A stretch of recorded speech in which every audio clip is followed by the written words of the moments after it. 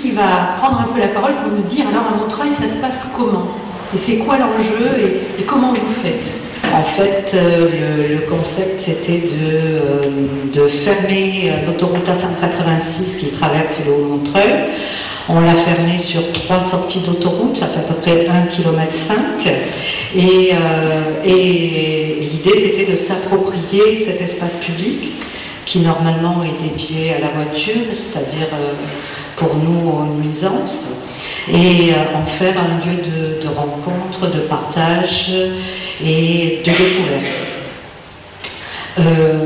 On avait une programmation principalement locale, avec des artistes du quartier ou de Montreuil. C'était une programmation donc entièrement gratuite, personne n'avait rien à payer ce jour-là, on pouvait voir des spectacles, tout était gratuit, et programmation aussi écologique par le fait qu'il n'y avait pas d'électricité sur la voie libre.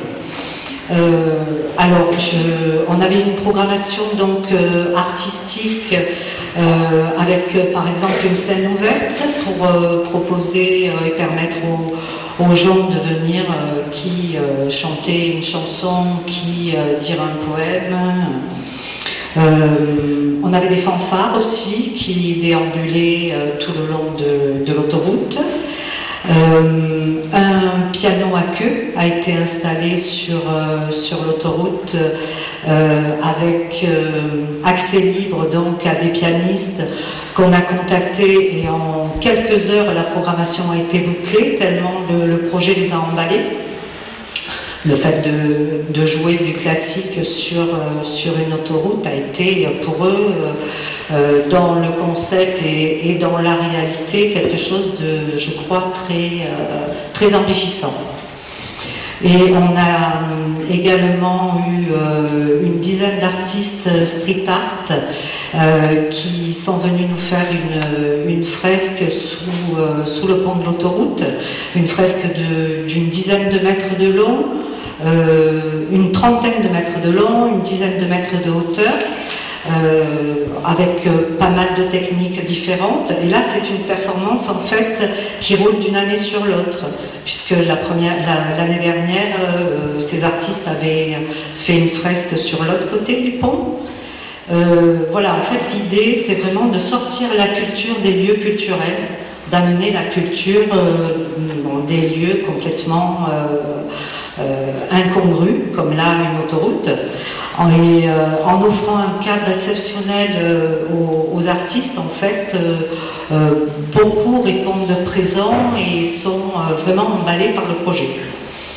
C'est un événement à la fois populaire, amateur, mais aussi professionnel, de par la qualité des prestations qu'on a eues ce jour-là, notamment les artistes street art et les pianistes étaient pour beaucoup des professionnels. En fait, les citoyens deviennent vraiment acteurs de leur ville et transforment l'espace public, puisqu'en fait c'est une autoroute. Je rebondis sur ce qu'a dit monsieur, circuler, il n'y a rien à voir.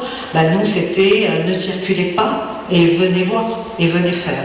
C'est vraiment ce qu'on a proposé. Et cet événement est basé sur la participation citoyenne. On prend du plaisir à inventer ensemble. Rien n'était fixé jusqu'au dernier moment. La programmation pouvait évoluer. N'importe qui pouvait 2 jours avant nous dire « moi je suis intéressé, j'ai envie de participer ». On l'incluait à la programmation. Voilà.